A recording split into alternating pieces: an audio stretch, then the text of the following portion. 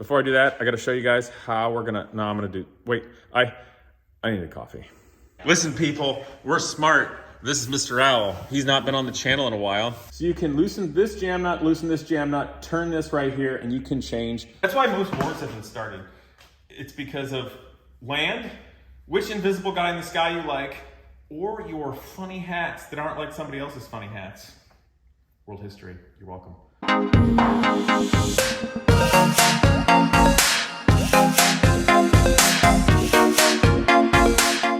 Oh, yes, people, we are here, and it's a Genius Garage. It's relatively early in the morning. It's not, it's nearly lunchtime. I don't like getting up. But anyway, there is the Lotus Exosphere. Currently has its boring transport wheels on, and you can see the engine is exposed. Now, I've been promising you guys I'd do a tech review on it at some time, which I haven't done, but will. But today, what we have to do is actually remove the suspension's push rods, which are these guys right here.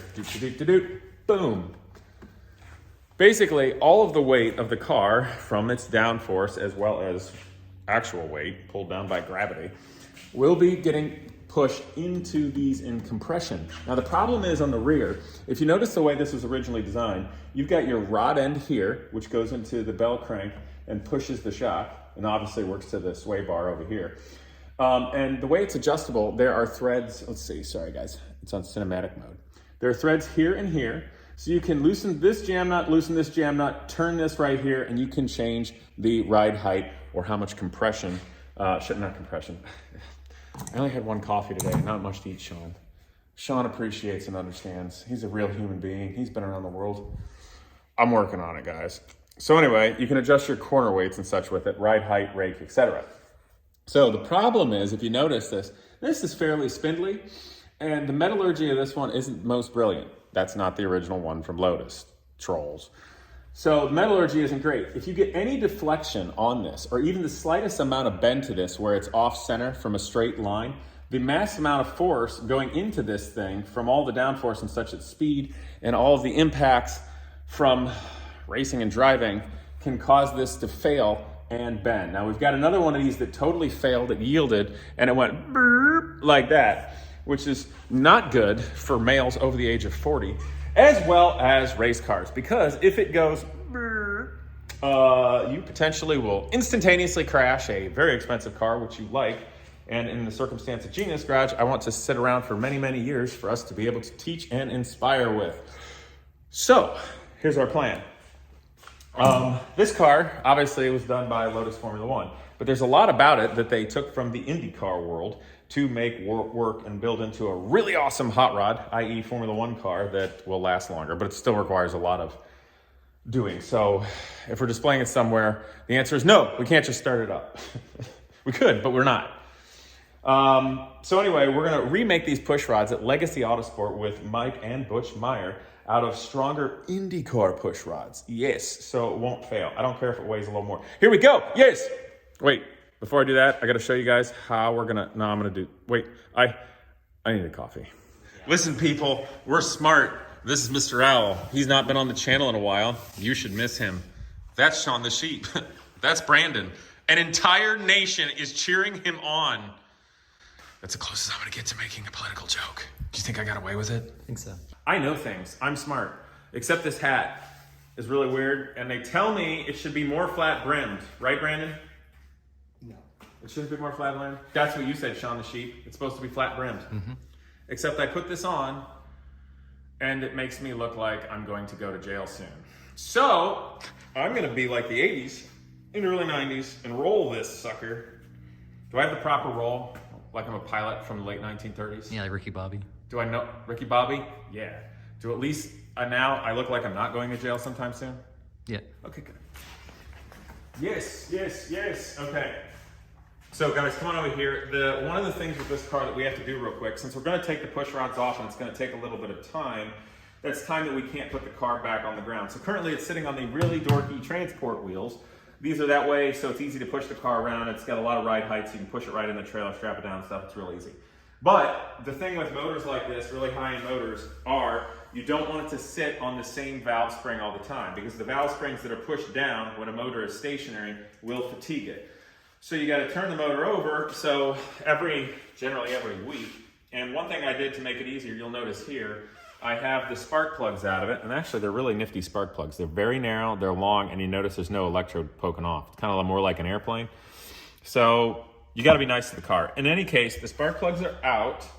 It has coil packs. All the coil packs are in here. If you guys see this right here, these are all the coil packs that go way down in there, and really thin wiring harness. But I leave that out.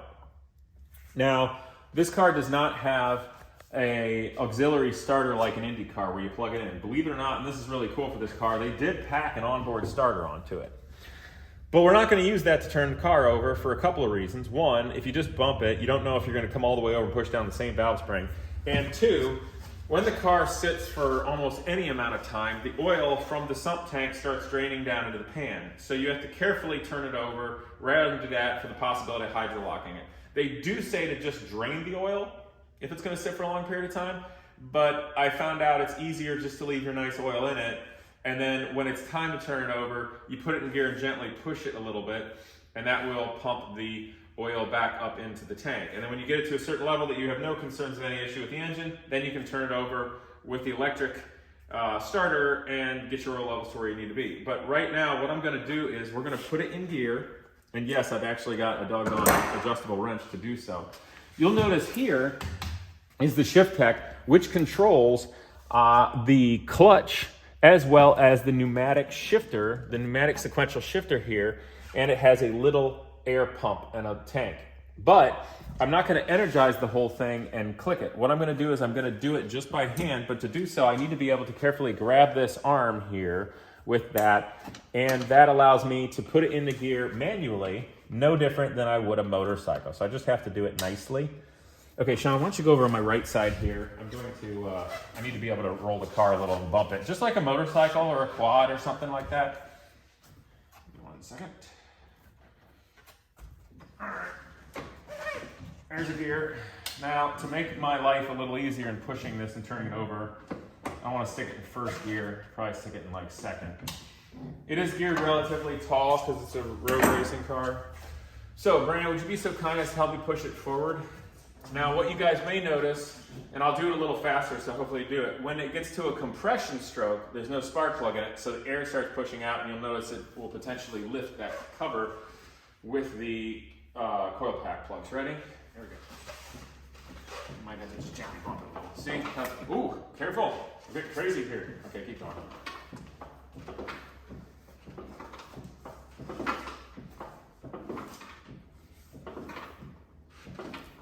We'll stop there.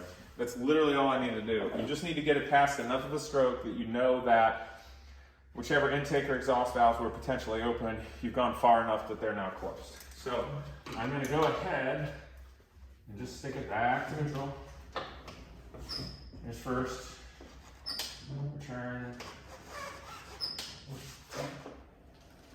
Okay, and there's neutral. So, like a big fancy motorcycle. Okay, now Brandon, let's get it forward just a little bit so we can get to the jacks. Okay, Brandon, so what we're going to do is we're going to do either the rear or the front first. We don't want to do both at the same time because then the whole car will be resting on 2 jacks and there'll be not much to hold it. So, we've got our stands here. I don't think you've done this yet. This is the one for the rear. That holds it just high enough that the tires are off. And this is the one for the front. The reason that one is taller, obviously, is because the monocoque comes up real high and there's a big gap between here and there. So, does this look like a good place for it to sit for a couple weeks? We got plenty of room to get by the wing. Yeah, see happy with that? Do you want to grab the rear jack and go for it back there? Yeah. Sean, where'd you put the wheel wrench, the hand wheel wrench? I wasn't here when it was dropped off. I'm not sure. It might be in the truck still. That's a me problem, huh? Yeah, you were here. Dang. Okay, stick it under there, the second one. And then you need to be able to put it down enough. So like where we go there. Okay, go ahead. There you go. Can you get mine? Not yet. We're good there. Now notice it kind of cam locks in place, but if you bump it just a little, it could be a problem.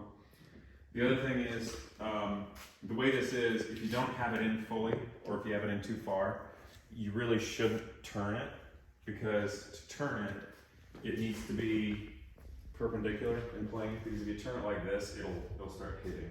You know what I mean? It won't be perpendicular. Does that make sense? Yeah. I don't know if I described that well. Okay, where's the wrench, Sean? I don't know. Sean the sheep? Oh man, dude, we're putting air quotes on Genius today in Genius Garage.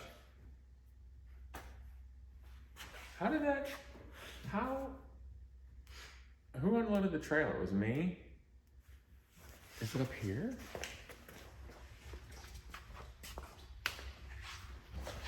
Yeah, follow me around. Welcome everyone to the most interesting channel on YouTube. I'm being sarcastic. You know, if I do much more of this, I can open my channel intro, like, who can be like, welcome to the dumbest channel on YouTube. Sean the Sheep, where was it? Where was it? It was in the trailer where I left it. Wait, you left it in there? I thought I did. Oh. Okay, fine, well, we've got it. So anyway, guys, this is our just hand easy socket for the nuts on this car. As you guys note, it's actually special. It's got this ring inside here, which depresses the little automatic locks here. So it's important. And then so when we're just transporting the car and showing it, we'll just hand torque it low and not worry about it getting crazy. So Sean, would you just crack those loose so we can jack it up? As a note, guys, on cars such as this, the wheel nuts, oh, it's up in the air. Sir Brandon, whom the entire nation is cheering on, would you please put the car down? There you go. So the wheel nuts, how it works is you tighten these, turning it backwards in rotation of the car, and you loosen it by turning it forward. It's the same thing on the other side. So as a note, people will try to remember, well, if it's the left side, it's reverse, and if it's the right side, it's normal. Don't do that. Don't think like that. Think about the rotation of the car, what direction it's going, and then crack it loose the way that it needs to go. Which way you turn it, Sean? Left, towards the front. Are you struggling? Yeah, it's not. Do you mind if I try it just to see what's going on? No, if that's the right way, it should go. Okay. There you go. No, that's enough. That's enough cracking. We still want it to support. So as a note for everybody at home, it's important if you have your car on the ground and you're going to crack your lug nuts or lug studs loose, just crack them loose. Don't all the way loosen them. Then you can jack the car up. Then you can loosen them up all the way. Okay, you guys got that? Okay, yes. Yes! Well done!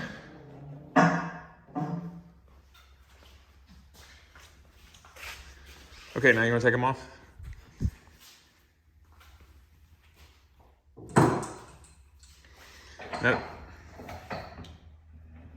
Now another thing that's a little bit of a trick on this, you guys. So these are just the transport wheels. They're not pretty. They're made of steel. They're probably from a truck or something. And it's like the spare tire off of a truck. I don't know. Anyway, so the trouble is the socket doesn't fit well into the steel, and it's hard to get it on there enough to release completely.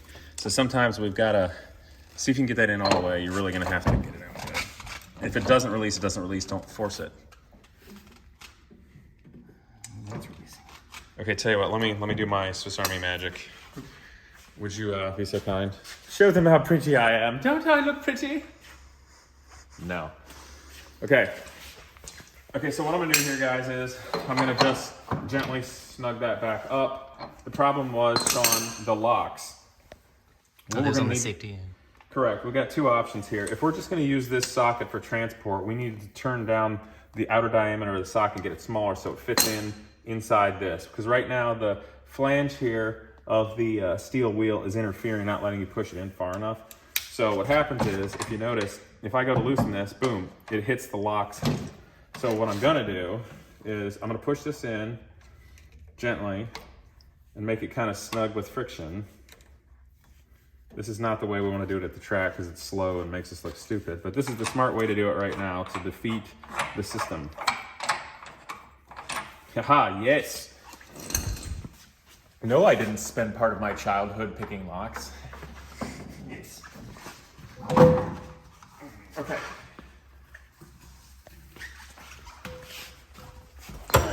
Very important thing, always put your nut back on so you don't lose it. That side. Okay. Let's see if I can. Come on, vice grip fingers. Not successful. Wait a minute. Did we overdo this one too?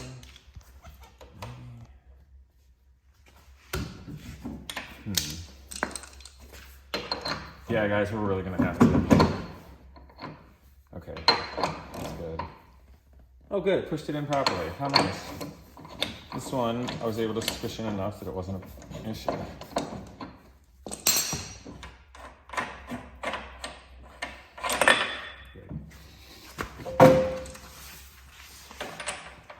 Okay, so what we're gonna need to do now, Brandon, you see this guy right here? What I do is I like to line it up here. You see this quick fastener tool? Okay. It goes approximately 3 inches behind this. So this point here is where you want to put this. Okay?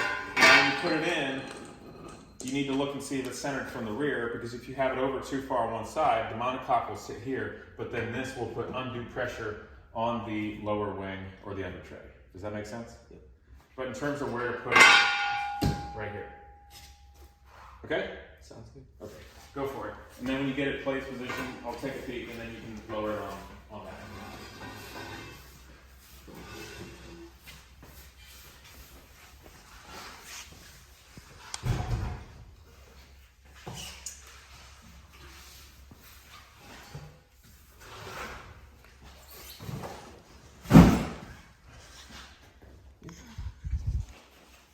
Looks good.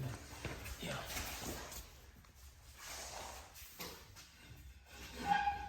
It was a little too forward. Okay, gently lower it on that. If you hear any ugly noises, stop lowering. Okay. Keep going. You got a 1/2 inch. So go back up. Let's try here. I want to see. Go down.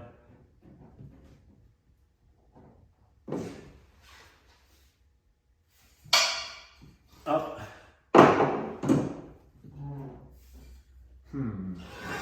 Down gently. Stop. Up. I don't like that as much as it. I'll go back to the original spot. I guess it's better than. Okay. Hit it.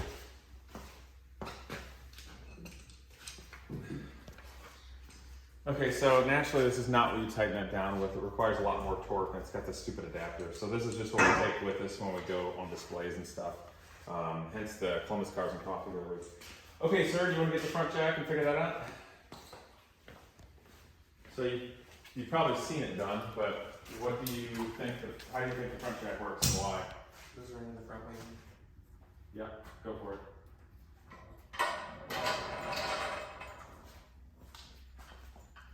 Best thing to say is make sure it's centered, make sure it's in all the way before you do it. Now bring it up to it, get it to touch, and then make sure it's all the way there and there's no gap. Okay, you got it? Up you go.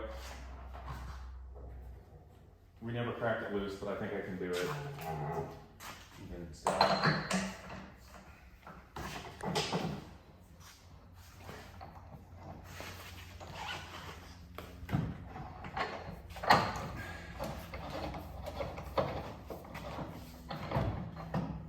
Cool.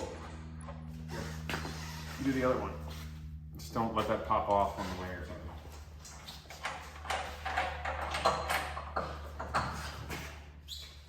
And tell you what, before we do that, let's do something smart and put it on the stand first, because we're making it teeter-totter a lot.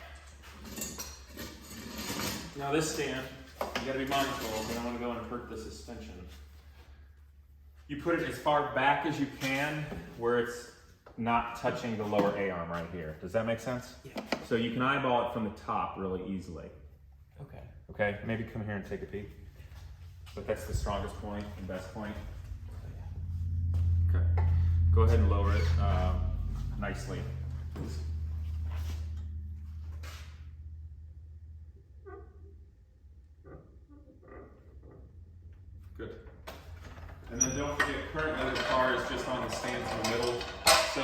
width of where it pushes is only about this wide.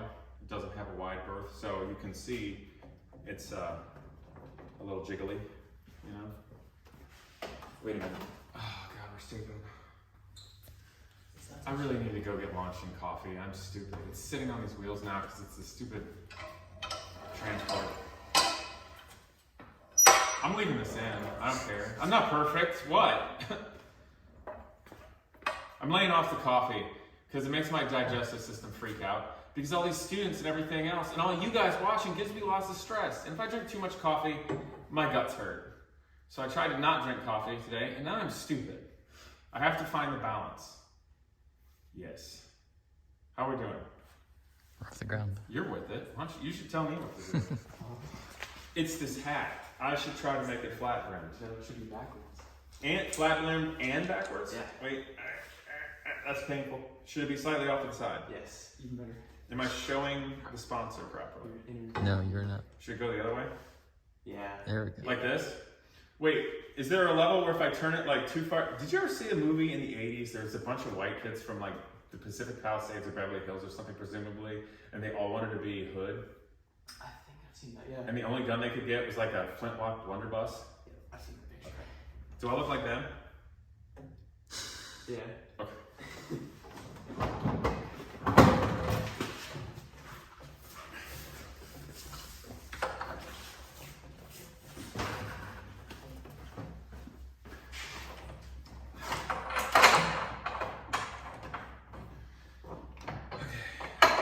Did you do it? Okay, don't forget it. If it starts to get, those locks are in place, and if you jam against them, you're gonna wreck it. So don't do that. Might need some help. Or your Swiss.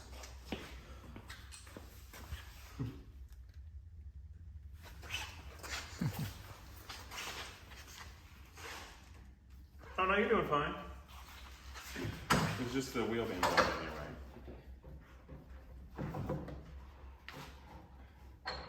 Oh yeah. But I appreciate you not forcing things.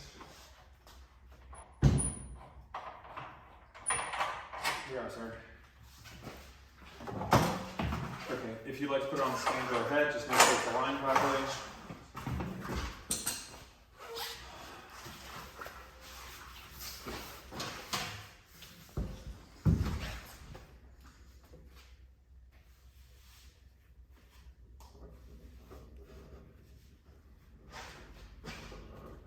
Okay, cool.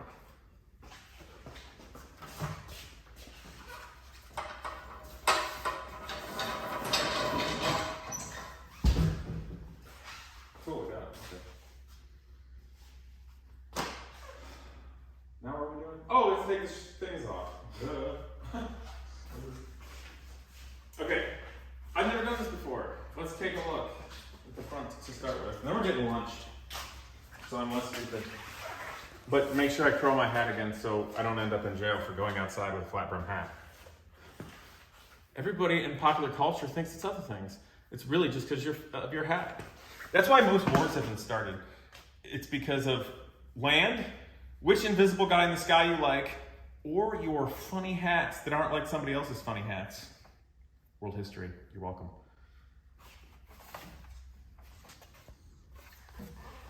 All right. So, well, that's buried.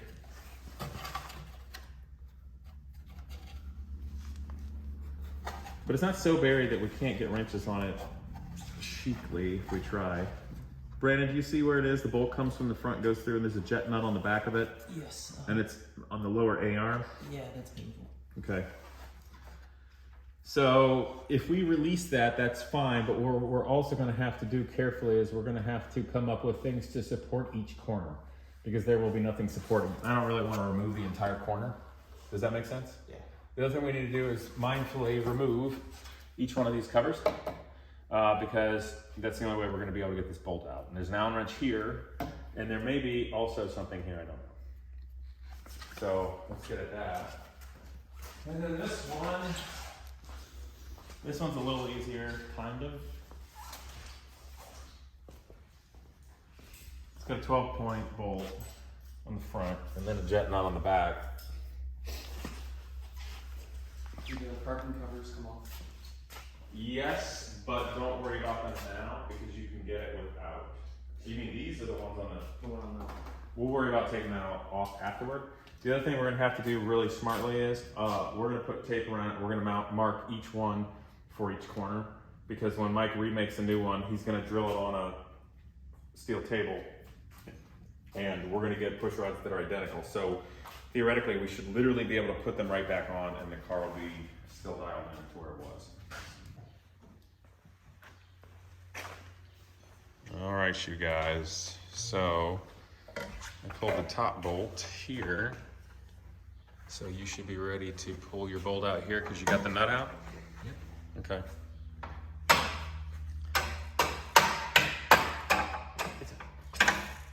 Cool, let's see that bolt. Hold it up. By your face, I'm trying to let him see your beautiful face. Your beautiful face. It's kind of hard to, come on camera, you can do it. Yay. All right, so that's out, huh? Okay, so you want to try to pull that out? Tell you what you ought to do. Brandon, hold the wheel nut, the axle part right there, and lift. Pull that wood out first. It's supporting it. Okay, lower it a little bit and hold it. And then that should give you the ability to pull it out easier, Sean. Lower it more, Brandon. Can you do that? It's maxed out. Okay. Okay, Brandon, I'm gonna do something. Lift a little. Do not drop it. Let it down as far as you can reasonably. No, that's, making it worse. back up, back up. Okay, what can you do, Sean? Tell you what, Sean, why don't you take my phone? It seems like it's not. And I'm gonna do as I say, not as I do kind of a thing. Brandon, go ahead and stick that wheel underneath just in case again. Let me see it. So the carbon fairings on this are being kind of a jerk. And so you got the bolt out, right? Yep. Hold it right there. What a dick. Okay. Do not drop it.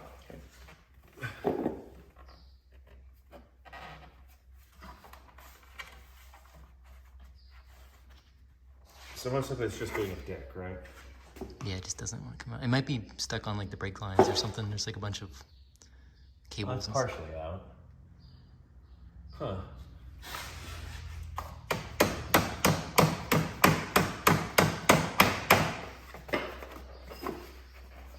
It's colliding in the carbon. I'm sure there's some brilliant, really annoying. Wow, this thing's really annoying.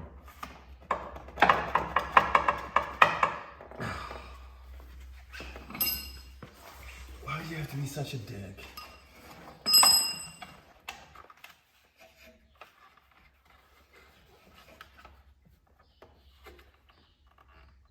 I see what its problem is. It's just sort of so tight. And there's someone put zip ties right here to hold something.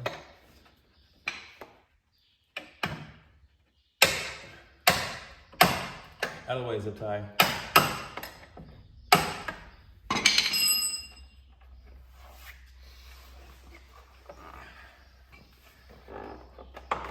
This is probably not in order.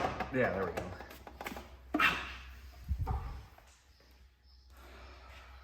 Smash my finger on the side of the alternator. Heard the deal? It's the brake line, yeah. Put the wheel under it better. That's better.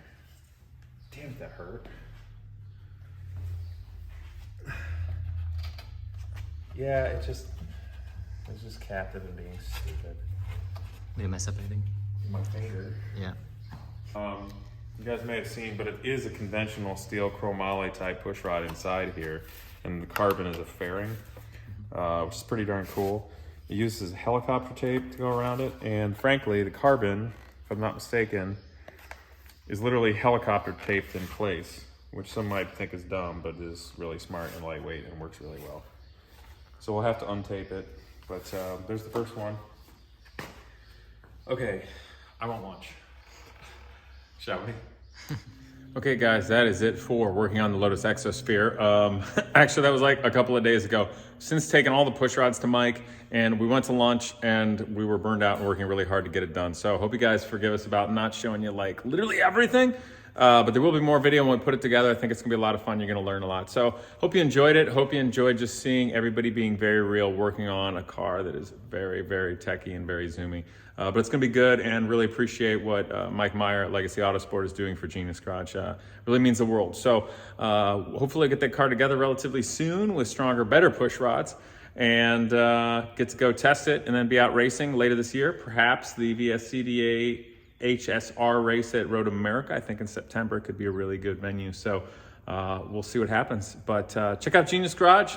If you feel like it, donate below, because you got to keep the lights on somehow. And just because somebody gave us a really cool car doesn't mean that we have any money to actually get lunch. And I don't get paid. Everybody volunteers. So it does mean a lot if you all see fit. But thanks for watching. Please subscribe, and see you guys next time.